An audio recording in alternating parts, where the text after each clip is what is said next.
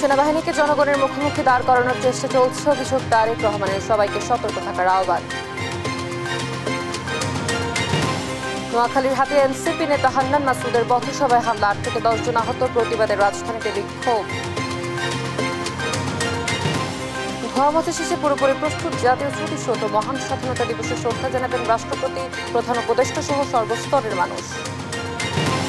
ঈদে বাংলাদেশ ব্যাংক নতুন নোট না ছাড়লেও ব্যাংকের নিচে বিক্রি হচ্ছে দেদারসে, সংকটের অজুহাতে চড়া দাম, অসন্তোষ ক্রেতারা। ঈদ ঘিরে কেরানীগঞ্জে নোংরা পরিবেশে দেদারসে তৈরি হচ্ছে সেমাই, নেই বিএসটিআই কিংবা নিরাপদ খাদ্য অধিদপ্তরের অনুমোদন। ঈদ সামনে রেখে লক্ষ্য ছক্কর বাস মেরামতে ব্যস্ত সাভার নোয়াখালীর ওয়ার্কশপ, ফিটনেসবিহীন যান সড়কে নামলে দুর্ঘটনার শঙ্কা। এবং এএফসি এশিয়ান কাপের বাছাই পর্বে আজ স্বাগতিক ভারতের বিপক্ষে মাঠে নামবে বাংলাদেশ, জয়ের ব্যাপারে আত্মবিশ্বাসী হামজারা।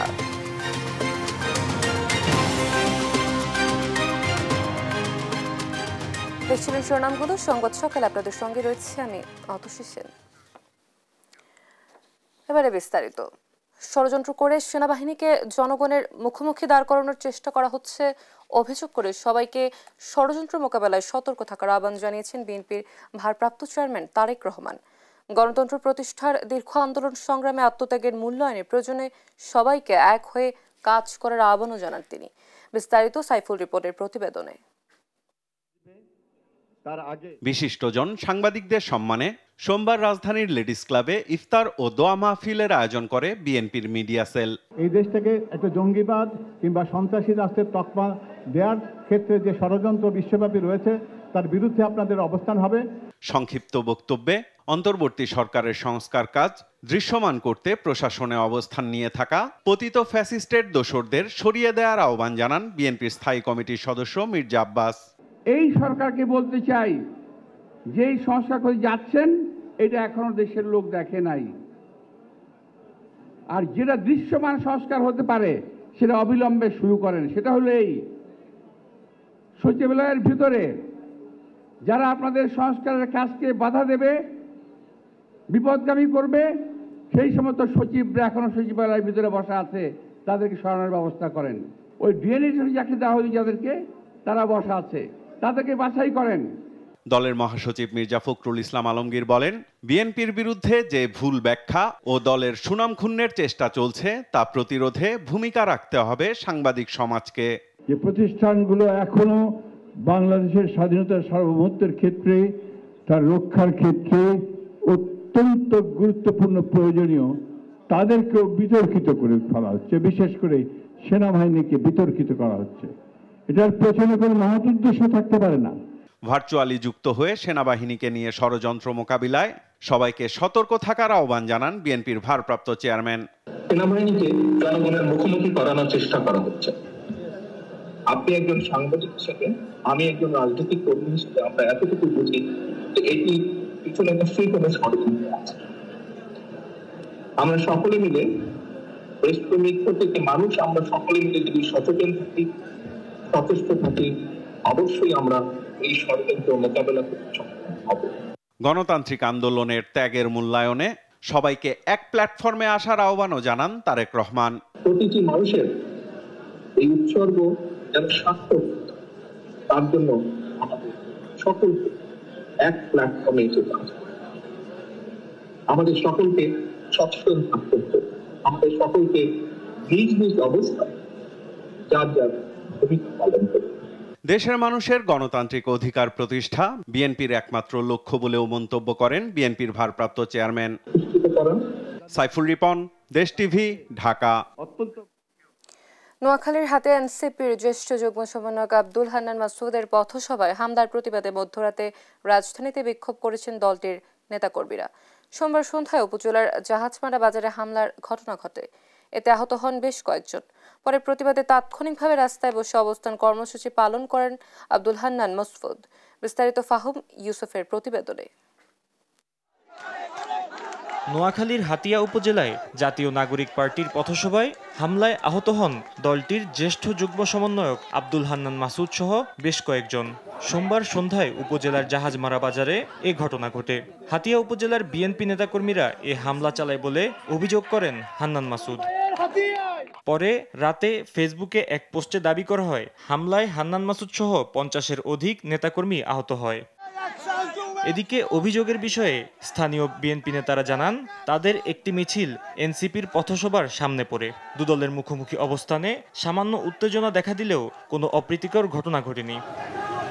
হাতিয়ায় হামলার প্রতিবাদে রাজধানীর বাংলা মোটরে এনসিপির কেন্দ্রীয় কার্যালয় থেকে বিক্ষোভ মিছিল করেন দলটির নেতাকর্মীরা। এ সময় তারা বলেন হান্নান মাসুদকে হামলার মাধ্যমে জুলাইয়ের চেতনায় আঘাত করা হয়েছে। এছাড়া 24 ঘন্টার মধ্যে হামলাকারীদের গ্রেপ্তার না করলে কঠোর কর্মসূচির হুঁশিয়ারি দেন নেতাকর্মীরা।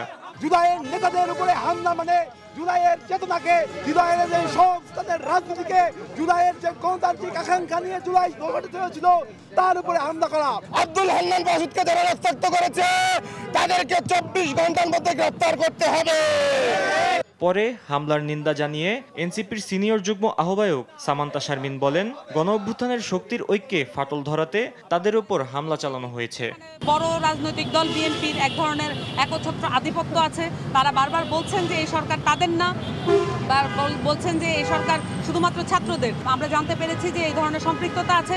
যদি এই ধরনের কোনো রাজনৈতিক সম্পৃক্ততা থাকে তাহলে সেটা খুঁজে বের করা হোক এবং সেটা উন্মুক্ত করা হোক। আইনি প্রক্রিয়ায় হামলাকারীদের শাস্তি নিশ্চিত করতে হবে বলেও মন্তব্য করেন সামান্তা শারমিন। এটা ফৌজদারি অপরাধের মধ্যে পড়ে। ফাহিম ইউসুফ, দেশ টিভি, ঢাকা। জুলাই আগস্ট গণঅভ্যুত্থান মামলার তদন্ত আসামি গ্রেপ্তারে ধীরগতি নিয়ে অসন্তোষ জানিয়েছেন ট্রাইব্যুনাল। সেই সঙ্গে জনবল বাড়ানোর তাগিদও দেওয়া হচ্ছে। এদিকে দ্রুততম সময়ে বিচারের দাবিতে ট্রাইব্যুনালের সামনে বিক্ষোভ করেছেন শহীদের পরিবার ও সদস্য আহতরা। আওয়ামী লীগকে নিষিদ্ধের দাবিও জানান তারা। তারেক মাহমুদ সুজনের রিপোর্ট। 2016 সালে কল্যাণপুরে জাহাজ বিল্ডিং নামের একটি বাসায় জঙ্গি নাটক সাজিয়ে 9 জনকে হত্যা করে আইনশৃঙ্খলা বাহিনী। এই অভিযোগে সাবেক আইজিপি শহীদুল হক, সাবেক ডিএমপি কমিশনার আসাদুজ্জামান মিয়া সহ 3 জনকে কারাগারে পাঠানোর নির্দেশ দিয়েছেন আন্তর্জাতিক অপরাধ ট্রাইব্যুনাল। সেই সঙ্গে রামপুরায় কার্নিশে ঝুলন্ত যুবককে দফায় দফায় গুলির ঘটনায় তদন্ত প্রতিবেদন 1 মাস ও মিরপুরে আরেকটি হত্যা মামলার তদন্ত প্রতিবেদন 3 মাসের মধ্যে দাখিলের নির্দেশ দেন আদালত। শুনানিতে জুলাই গণঅভ্যুত্থানের ঘটনায় দায়ের করা মামলা ও আসামি গ্রেপ্তারের সংখ্যা নিয়ে অসন্তোষ প্রকাশ করেন ট্রাইব্যুনাল। এত বড় অপরাধ হয়েছে, এত মানুষ মারা গিয়েছে, মাত্র 100 কতজনকে আপনারা গ্রেপ্তার করেছেন, সেটা তো যথেষ্ট নয় বলে তারা মনে করছেন। ক্রস ফায়ারের নামে যে বিচার বহির্ভূত হত্যাকাণ্ডগুলো চালু ছিল সেখান থেকে তারা সমালোচনার মুখে এক ধাপ সরে এসে বিভিন্ন বাড়িতে লোকদেরকে আটকে রেখে হত্যা করে তারা জঙ্গি সেখানে জড়ো হয়েছিল এই মর্মে তারা প্রচার করে এবং এই ধরনের অনেকগুলো ঘটনার সাক্ষ্য প্রমাণ এই তদন্ত সংস্থা হাতে এসেছে। এই আইজিপি শহীদুল হক সহ আসাদুজ্জামান মিয়া তারা নিজেরা সেখানে ঘটনাস্থলে উপস্থিত ছিলেন। তাদের নির্দেশনায়, পরিকল্পনায় এই জঘন্যতম হত্যাকাণ্ডটি বাস্তবায়ন হয়। এদিকে জুলাই গণহত্যার দ্রুত বিচারের দাবিতে আন্তর্জাতিক অপরাধ ট্রাইব্যুনালের সামনে বিক্ষোভ করেছেন শহীদ পরিবারের সদস্য ও গণঅভ্যুত্থানের আহতরা। একই সঙ্গে আওয়ামী লীগকে নিষিদ্ধের দাবিও জানান তারা। গণহত্যাকারী এই দলকে অবশ্যই দেশ থেকে নিষিদ্ধ করতে হবে। বিচার নামে যে রঙ্গমঞ্চ তৈরি করা হয়েছে ট্রাইব্যুনালে, সেখানে কাকে ফাঁসি দিবে আসামি যদি গ্রেফতার না করে? আজ আমি পথে ঘুরতাছি, আমার সোনার বিচার চাই আমি। এ সময় বিচারের কাজ দ্রুতগতিতে করার আশ্বাস জানিয়েছেন প্রসিকিউটর গাজী এম.এইচ. তামিম। একটা কোর্টে এই 4 মাসে 150 জনের বিচার হচ্ছে, কিন্তু 150 জনের বিচার করলে হবে? যেখানে শহীদই হলো 1400, শহীদ 1400 হলে তো 14,000 আসামি হওয়া উচিত। 14,000 আসামি হওয়া উচিত শুধু শহীদদের জন্য, আর 20,000 আহত হলে 2 লাখ আসামি হওয়া উচিত। 1,500-এরও বেশি মানুষকে হত্যার সাথে জড়িতদের দ্রুত সময়ে বিচার করার তাগিদ জানান শহীদ পরিবারের সদস্যরা। তারেক মাহমুদ সুজন, দেশ টিভি, ঢাকা। মহান স্বাধীনতা দিবস উপলক্ষে এরই মধ্যে সব প্রস্তুতি সম্পন্ন করেছে গণপূর্ত বিভাগ। নিরাপত্তার জন্য প্রস্তুত রয়েছে আইন শৃঙ্খলা রক্ষাকারী বাহিনীও। স্বৈরাচারী সরকারের পতনের পর স্মৃতিসৌধ থেকে সরিয়ে ফেলা হয়েছে শেখ মুজিবুর রহমানের ভিত্তিপ্রস্তর ফলক সহ সব প্রতিকৃতি। সহকর্মী দেওয়ান ইমানের পাঠানো তথ্যছবিতে জানাচ্ছেন সালমা জাহান। 1971 সালের 25শে মার্চ পাকিস্তানি সামরিক বাহিনী নিরপরাধ ও ঘুমন্ত বাঙালির উপর চালানো হত্যাযজ্ঞের মধ্য দিয়ে 26শে মার্চ আসে স্বাধীনতার ঘোষণা। শুরু হয় মহান মুক্তিযুদ্ধ। সারা দেশে ওড়ে স্বাধীন বাংলার পতাকা। মহান স্বাধীনতা দিবস উপলক্ষে জাতীয় স্মৃতিসৌধের সৌন্দর্য বর্ধন সহ ধোয়া মোছার কাজ এরই মধ্যে শেষ করেছে গণপূর্ত বিভাগ। জাতির শ্রদ্ধা নিবেদনের জন্য এখন পুরোপুরি প্রস্তুত জাতীয় স্মৃতিসৌধ। 26শে মার্চ উপলক্ষে ফুলের কাজ করতেছি, বিভিন্ন ধরনের টপ লাগাইতেছি, সাজগোজ করে রাখা। এটা আমাদের 26শে মার্চ যে একটা স্বাধীনতা দিবস উদযাপিত হতে যাচ্ছে সেই উপলক্ষে আমরা এখানে সারা বছর কাজ করে যে মজা না পাই, কোনো অনুষ্ঠানের যে সময় যে কাজটা করা হয়, এই কাজ করতে আমার মনটা খুব ফ্রেশ হয়ে যায়, ভালো লাগে। সাভার স্মৃতিসৌধ মহামান্য রাষ্ট্রপতি, মাননীয় প্রধান উপদেষ্টা, মাননীয় উপদেষ্টা মণ্ডলী সহ লক্ষ লক্ষ জনতার শ্রদ্ধা নিবেদনের জন্য পুরোপুরি প্রস্তুত রয়েছে।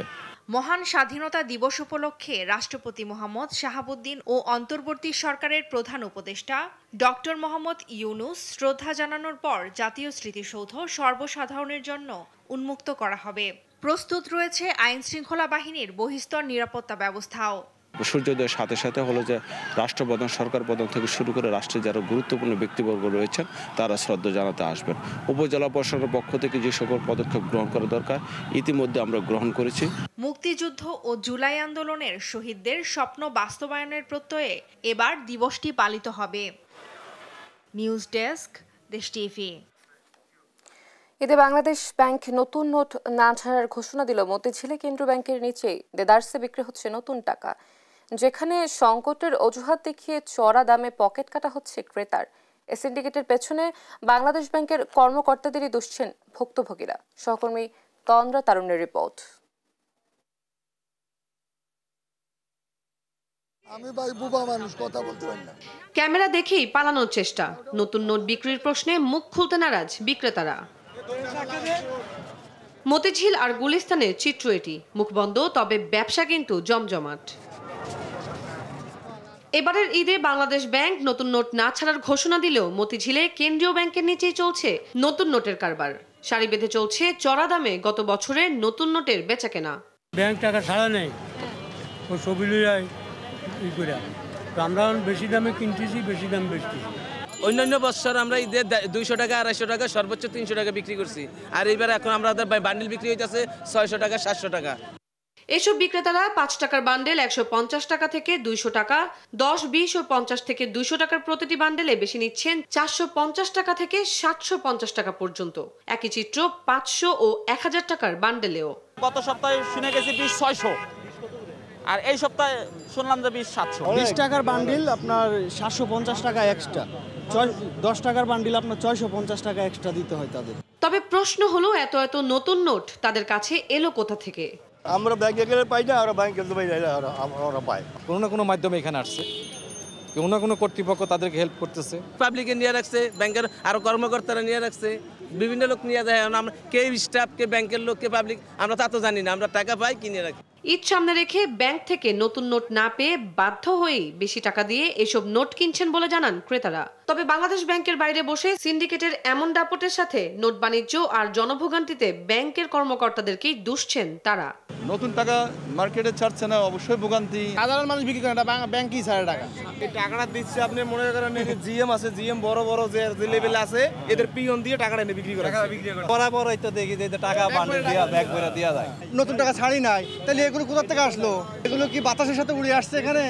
বাজারে নতুন নোটের এই অস্বাভাবিক লেনদেন ঠেকাতে কঠোর পদক্ষেপ নিতে হবে বাংলাদেশ ব্যাংকেই বলছেন অর্থনীতি বিশেষজ্ঞরা। এগুলোর সাথে ডেফিনেটলি বাংলাদেশ ব্যাংকের কিছু কর্মকর্তা কর্মচারী এবং স্পেশালি ব্যাংকগুলোর ক্যাশ ডিপার্টমেন্টে যারা কাজ করে, বাংলাদেশ ব্যাংকের কর্মকর্তাদের এটা নজরে আসা উচিত যে তাদের চোখের সামনে তাদের ক্যাম্পাসের নিচেই এই সমস্ত নোটগুলো এত হাইলি ডিসকাউন্ট রেটে বিক্রি হচ্ছে, এগুলো তাদের তো একটু বাধা দেওয়া উচিত। সাপ্লাই চেইন ম্যানেজমেন্টটা যেভাবে ব্যবস্থাপনাটা হওয়া উচিত সেরকম হচ্ছে না বলে আমার ধারণা। নতুন নোটের এই অবৈধ বাণিজ্য শুধু ক্রেতাদের জন্য ভোগান্তির কারণ নয়, আর্থিক ব্যবস্থার জন্য হুমকি বলে মনে করছেন বিশেষজ্ঞরা। কিছু সংখ্যক মানুষ এই ব্যবসার সাথে যারা জড়িত। তন্দ্রা তারুণ্য, দেশ টিভি, ঢাকা। স্বেচ্ছাতে নোংরা, অস্বাস্থ্যকর পরিবেশ আর মানের বালাইছড়া ঈদকে সামনে রেখে সেমাই তৈরি করছে কিছু অসাধু ব্যবসায়ী। নেই বিএসটিআই কিংবা নিরাপদ খাদ্য অধিদপ্তরের অনুমোদন, তবুও দিব্যি সব সেমাই তৈরি করে পৌঁছে যাচ্ছে ভোক্তাদের কাছে। শাহাদাত নিশোদের ধারাবাহিক প্রতিবেদনের আজ প্রথম পর্ব। ঈদ আসলে সবার আগে পছন্দের খাবারের তালিকায় থাকে বাংলা সেমাই কিংবা লাচ্ছা সেমাই। তবে সস্তা দামে কিনে যে সেমাই খাচ্ছেন তার উৎপাদন দৃশ্য দেখে অভক্তি আসবে যে কারো। কেরানীগঞ্জের কোনাখোলায় লাচ্ছা সেমাই তৈরির দৃশ্য এটি। নামবিহীন এই কারখানায় ময়লা আবর্জনাপূর্ণ স্যাঁতসেঁতে পরিবেশে দিব্যি কাজ করে যাচ্ছেন কর্মচারীরা। প্রথমে আটা মাখছেন একজন, তার থেকে একে একে বদল হচ্ছে হাত, কিন্তু কারোর হাতে নেই গ্লাভস, মুখে নেই মাস্ক, নেই স্বাস্থ্যবিধি মানার বালাই। গরম, ওরা ফ্রিলি মাত্র ঢুকছে তো, এখনো ঢুকার সময় টুপিটি নেই। টুপিটা আনো দেখাও। গ্লাভস দিয়ে তো মনে করেন টানা যাবে না, বুঝছেন? গ্লাভস ছাড়া, গ্লাভস দিলে তো হাতে ধরা যাইবে না, মালটা ঘুরানো যাইব না, উল্টানো যাইব না, গ্লাভস পরিয়াতেও লাভ হইব না, এটা তো গ্লাভস ছাড়াই টানতে হবে। সেমাই বানানোর কাজ যখন শেষ, এবার ভাজার পালা। সেখানেও একই দৃশ্য, একই তেল ব্যবহার হচ্ছে দিনের পর দিন। তা দেখে বুঝতে পারবে যে কেউ। অনুমানিক ধরেন 15-10 মণ এই তেলের মধ্যে ভাজা। আর এসব কারখানা উৎপাদন ও বিপণনের থোড়াই কেয়ার করে বিএসটিআইকে। একই এলাকার শম্পা ফুড প্রোডাক্টসে বাংলা সেমাই তৈরির চিত্র এটি। নোংরা পানিতে আটা গুলিয়ে দেয়া হচ্ছে মেশিনে, নোংরা হাতে সেটি আবার শুকানো হচ্ছে খোলামেলা রুমে।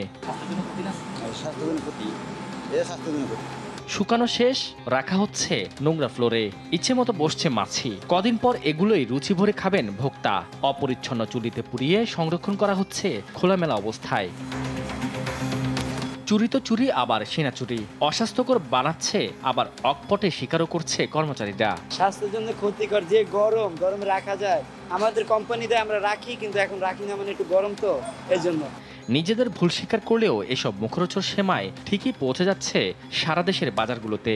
দেখার নেই কেউ। ঈদুল ফিতরকে সামনে রেখে মোড়কে যে সেমাইগুলো পৌঁছে যাচ্ছে আপনার হাতে, কেরানীগঞ্জের বিভিন্ন কারখানায় অস্বাস্থ্যকরভাবে তৈরি হচ্ছে এসব সেমাই, যা আপনার স্বাস্থ্যের জন্য ডেকে আনছে চরম হুমকি। সাদাত নিশাত, দেশ টিভি, কেরানীগঞ্জ। আগের চেয়ে ভালো আছেন ক্রিকেটার তামিম ইকবাল। বিকেএসপিতে ডিপিএলের ম্যাচ চলাকালে হার্ট অ্যাটাকে আক্রান্ত হলে দ্রুত তাকে নেওয়া হয় পাশের কেপিজে স্পেশালাইজড হাসপাতালে। সেখানকার কার্ডিয়াক কেয়ার বিভাগে তামিমের হার্টে পরানো হয় রিং। এরপর জ্ঞান ফিরলে কথা বলেন পরিবারের সদস্যদের সঙ্গে। তবে তার জটিলতা পুরোপুরি ডাকাটায় নিবিড় পর্যবেক্ষণে রাখা হয়েছে বলে জানিয়েছেন চিকিৎসকরা। আরও জানাচ্ছেন রাফিউল ইসলাম রাতুল। আচমকা এক খবরে দেশের ক্রিকেট অঙ্গন যেন থমকে গিয়েছিল। বিকেএসপির ডিপিএল এর খেলা চলাকালীন হার্ট অ্যাটাক হয় তামিম ইকবালের। সাভারের কেপিজি স্পেশালাইজড হাসপাতালে হার্টের রিং পরানোর পর এখন আগের তুলনায় ভালো আছেন তামিম। ইতিমধ্যে তার জ্ঞান ফিরেছে ও পরিবারের সদস্যদের সঙ্গেও কথা বলেছেন। গণমাধ্যমকে এমনটাই জানিয়েছেন বিসিবি পরিচালক মাহবুব আনান। তবে তামিমের জটিলতা পুরোপুরি কাটেনি বলে জানিয়েছেন চিকিৎসকরা। তাকে 72 ঘন্টা পর্যবেক্ষণে রাখা হয়েছে। এ নিয়ে দেশ টিভির সঙ্গে কথা বলেছেন কেপিজে হাসপাতালের পরিচালক ডক্টর রাজীব। জানান তামিমের জটিলতা পুরোপুরি কাটাতে কিছুটা সময় লাগবে। একটা হার্ট অ্যাটাক ছিল, এনজিওপ্লাস্টি হয়েছে, একটা স্টেন্ট লাগছে, আল্লাহর রহমতে ভালোভাবে করা গেছে। তারপরেও যেহেতু কন্ডিশনটা যখন এসেছিলেন তখনই ক্রিটিক্যাল ছিল, আমরা এখনো ক্রিটিক্যাল লেভেলেই ওনাকে রাখতেছি আর কি। অ্যাটলিস্ট 24 to 48 আওয়ার্স অ্যাটলিস্ট লাগে। তো সেখানে আমরা একটু এক্সটেন্ডেড ধরছি, 72 ঘন্টা মনে করেন যে একটু ক্রিটিক্যাল থাকেই আসলে, কিন্তু আগের থেকে উনি ইমপ্রুভ করছেন। এর আগে মাঠে অসুস্থ হওয়ার পর দ্রুতই তামিমকে নিয়ে যাওয়া হয় সাভারের কেপিজে স্পেশালাইজড হাসপাতালে। দুবার হার্ট অ্যাটাকের পর হাসপাতালের নিবিড় পর্যবেক্ষণ কেন্দ্রে রাখা হয় তাকে। সেখানে এনজিওগ্রাম করে তামিমের হার্টে ব্লক ধরা পড়ে। প্রায় 20 মিনিট সিপিআর দেওয়ার পর সচল হয় হার্ট। এরপর অপারেশন করে হার্টের রিং লাগিয়ে সিসিইউতে স্থানান্তর করা হয় তামিম ইকবালকে।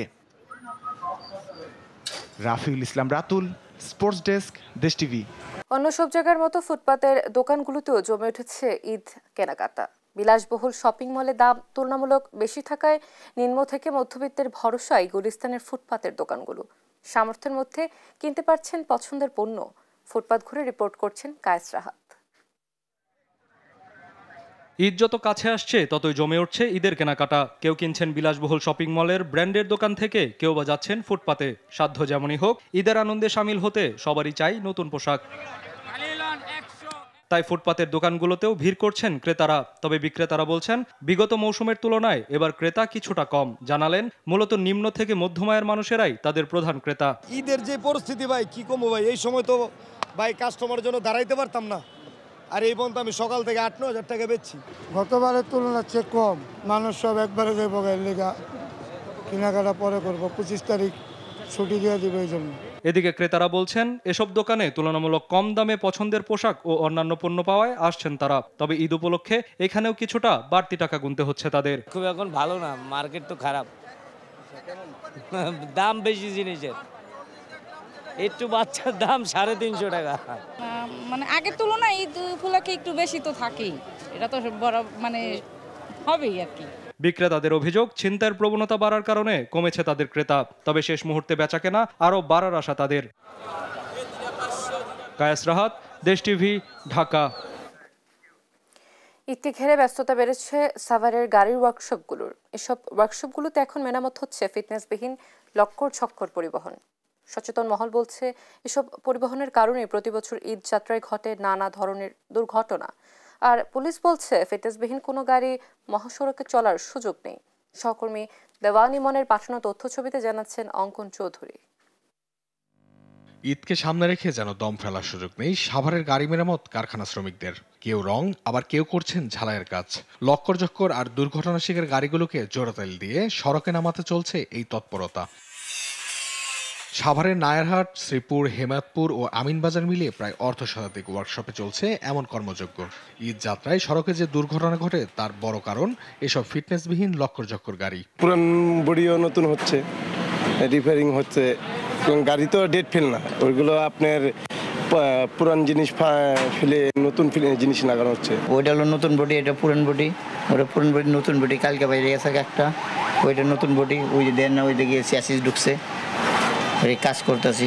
ঈদের সময় মানে গাড়ি অনেক তৈরি হয় নতুন করে, পুরানগুলো কিছু রিপেয়ারিং কাজ হয়, সেগুলো মনে করেন রং বাটি একবারে নষ্ট হয়ে গেছে। গাড়িটারে মনে করেন আমরা ভিতরে নতুন বানালাই, পুরান থাকলেও নতুন বানালে, আর যদি নতুন থাকে ওটারও মনে করেন নতুন বানালাই। এখানে গাড়ি রং, পেন্টিং, ডেন্টিং আর নতুন বডি সমস্ত কিছু করা হইতেছে। ঈদ উপলক্ষে যেমন মানুষ নতুন কাপড় চোপড় কিনে, আমরা এরকম গাড়ির পুরান গাড়ি নতুন ভাবে সাজিয়ে দিই, মানুষের দেশে যাতায়াত করতে সুবিধা হয়। সাভার হাইওয়ে পুলিশ বলছেন ফিটনেসবিহীন কোনো গাড়ি মহাসড়কে ওঠার সুযোগ নেই। এ বিষয়ে তৎপর রয়েছে আইন শৃঙ্খলা বাহিনী। কিছু অসাধু, আমি বলবো ব্যবসায়ী, তারা ফিটনেসবিহীন গাড়িগুলোকে নতুন করে রং করে রাস্তায় নামানোর একটা পায়তারা করে, বা তারা রাস্তায় নামানোর চেষ্টাও করে। তো আমরা হাইওয়ে পুলিশ যেটা করব, এই গাড়িগুলোকে শনাক্ত করব এবং এই ধরনের ফিটনেসবিহীন গাড়ির বিরুদ্ধে আইন অনুযায়ী যে ব্যবস্থা আছে, ফিটনেস না থাকার কারণে ফিটনেসের মামলা প্রয়োজন বোধে আমরা আটক করব। শিল্পাঞ্চলে সাভার আশুলিয়া ঈদের ছুটির দিন ঘোষণার পরও বাড়ি ফেরা মানুষের ঢল নামে রাস্তায়। এই সুযোগকে কাজে লাগিয়ে অসাধু পরিবহন মালিকরা সড়কে নামিয়ে দেন জোড়াতাল দেয়া ফিটনেসবিহীন যানবাহন। দুর্ঘটনা রোধে এইসব গাড়ির বিরুদ্ধে ব্যবস্থা দেখতে চান যাত্রীরা। নিউজ ডেস্ক, দেশ টিভি। নোয়াখালীর ওয়ার্কশপগুলোতে পুরনো বাস মেরামতের হিড়িক পড়েছে। বাড়তি যাত্রী বহন আর মুনাফার লোভে মেরামত করে এসব গাড়ি রাস্তায় নামাতে প্রস্তুতি নিচ্ছেন মালিকরা। তবে এসব পুরাতন গাড়ি দূরপাল্লার রুটে চলাচল করলে ঘটতে পারে দুর্ঘটনা। সহকর্মী মাওলা সুজনের রিপোর্ট। বাসের রং জ্বলে গেছে, বডি নষ্ট হয়ে গেছে, আবার কোনোটির ইঞ্জিনের ত্রুটি, গাড়ির অন্যান্য যন্ত্রাংশের লক্ষ্যর অবস্থা। তবুও ঈদ ঘিরে এসব পুরানো বাস রাস্তায় নামাতে দিনরাত চলছে মেরামত কার্যক্রম। এমন অবস্থা নোয়াখালীর ওয়ার্কশপগুলোতে, যেন দম ফেলার ফুরসত নেই শ্রমিকদের। ঈদ যাত্রায় বাড়তি যাত্রী পরিবহন করতে কোনো রকম মেরামত করেই রাস্তায় নামানো হবে এসব বাস। নোয়াখালী থেকে ঢাকা, চট্টগ্রাম, বগুড়া, চাঁপাইনবাবগঞ্জ, সিরাজগঞ্জ, রাজশাহী সহ অনেক রুটের বাস চলাচল করে। এসব রুটের বাসেই এখন মেরামতের কাজ চলছে। পুরানো গাড়িগুলোকে মেরামত করে নতুনের মতো করা হচ্ছে। ঈদের বাজারে যাত্রী আকৃষ্ট করতে বাসের ডেকোরেশন ও রং সহ প্রয়োজনীয় মেরামত কাজ করা হচ্ছে। বিভিন্ন ত্রুটি থাকার কারণে আমরা এগুলো কাজ করি, রং করি, ঝকঝক করে যাত্রী ভাইদের জন্য ভালো করে দেখার জন্য। যাত্রী কম হয়, প্যাসেঞ্জার হয় না, যার কারণে মালিকেরা গাড়িগুলো বসে কাজ করা। এই গাড়িগুলো আমরা রিপেয়ারিং এর কাজ আছে, রঙের কাজ আছে, বডির কাজ আছে, আমাদের লস দেখে আমরা এই গাড়িগুলো বসে কাজ করাইতেছি। ফিটনেসবিহীন গাড়ি যাতে রাস্তায় চলাচল করতে না পারে সেদিকে সজাগ দৃষ্টি রাখছে বিআরটিএ। এসব বিষয়ে বিআরটিএর অভিযান চলছে এবং তা অব্যাহত থাকবে। ফিটনেসবিহীন গাড়ি যাতে চলাচল করতে না পারে সেই লক্ষ্যে নোয়াখালী জেলা প্রশাসন, পুলিশ বিভাগ এবং ট্রাফিক ইউনিট এবং বিআরটিএ নোয়াখালীর সমন্বয়ে মোবাইল টিম সার্বক্ষণিক সচল থাকবে। একই কথা জানালেন নোয়াখালীর ট্রাফিক পুলিশ পরিদর্শক। ফিটনেসবিহীন গাড়ির ব্যাপারে আমাদের অভিযান অব্যাহত আছে এবং ভবিষ্যতে অব্যাহত থাকবে। ঈদের যাত্রা সুন্দর, নিরাপদ এবং দুর্ঘটনা মুক্ত হবে, এমনটাই প্রত্যাশা সবার। মাওলা সুজন, দেশ টিভি, নোয়াখালী। ঈদযাত্রায় ঢাকা চট্টগ্রাম মহাসড়কের কুমিল্লা অংশে চিহ্নিত করা হয়েছে যানজট প্রবণ 26টি স্থান। বিস্তারিত জানাতে সরাসরি যুক্ত হচ্ছেন সহকর্মী সুমন কবির। সুমন, দুর্ভোগ কমাতে হাইওয়ে পুলিশের কি ধরনের প্রস্তুতি নিয়েছে আমাদের জানাবেন। জি অথৈশী, আপনি যেটা বলছিলেন, ঢাকা চট্টগ্রাম মহাসড়কের 26টি অংশেই আসলে রয়েছে কুমিল্লা যানজটের সংখ্যা রয়েছে। তবে সেদিক থেকে বলি, দেশের অর্থনৈতিক লাইফলাইন খ্যাত ঢাকা চট্টগ্রাম মহাসড়কের কুমিল্লা অংশে আসলে ঈদমুখী মানুষের চাপ রয়েছে। সড়কে গ্যাসে অবৈধ স্থাপনা, যানবাহনের চাপ, যত গাড়ি ওঠানামা ও গাড়ি পার্কিং এর ফলে এই ভোগান্তি বাড়ে। ঘন্টা পর ঘন্টা আসলে সময় নষ্ট যাচ্ছে। তবে এবার ঈদযাত্রা আমরা দেখেছি দুই পাশের আসলে যে অবৈধ স্থাপনা রয়েছে সেগুলো আসলে উচ্ছেদ করা কার্যক্রম চলমান রয়েছে। এবং সেদিক থেকে যদি বলি, কুমিল্লা প্রায় এবার 100 কিলোমিটার রাস্তা, মেঘনা ব্রিজ থেকে চট্টগ্রামের মধ্যে তো মহাসড়কে কোনো খানাখন্দ নেই, নির্বিঘ্নে যাত্রী চলাচল করতে পারছে এবং কোনো ধরনের সমস্যা হচ্ছে না। সেদিক থেকে বলি, এবার কুমিল্লা প্রায় 26টি অংশ মধ্যে 14টি অংশ রয়েছে গুরুত্বপূর্ণ অংশ।